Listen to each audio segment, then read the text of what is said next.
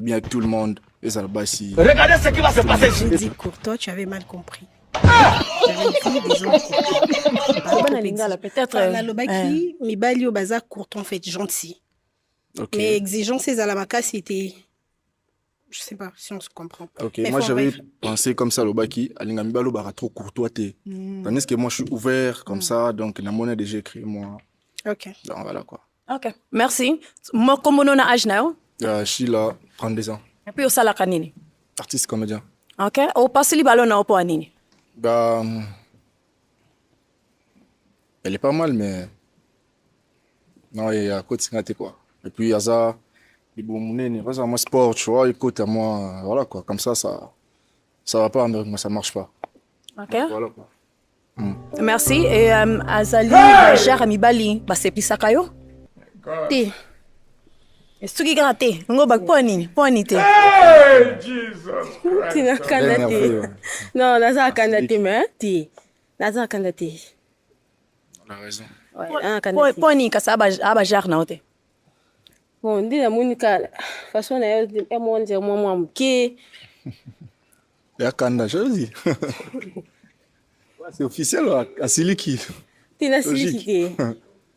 Asiliki te. Ouais, c'est bon. Ok. Bonjour, toko za kombo na o. Bonjour, moi c'est Sheila. Ok, Sheila, ozana âge nini et puis au salaka nini. J'ai 32 ans, je suis un artiste et comédien. Ok, c'est bon. Tomoni passe li ballon na o. Tina nini. Bah, elle n'est pas mon style en fait. Asa style en raté, et puis Asa, moi mon aîné, tu vois. Ok. Dans ce sens-là. Quoi.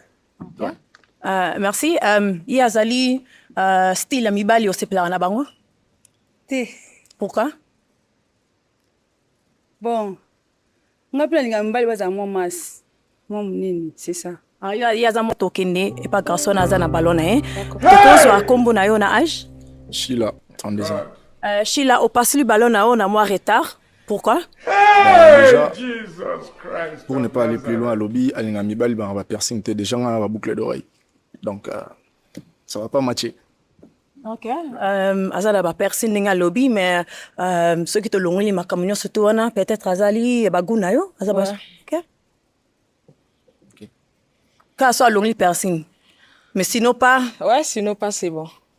Ok. Merci. Merci. Ok. Token. Donc toi pourquoi? Ouais. Toko zo kombo na yo na âge. Sheila, 32 ans.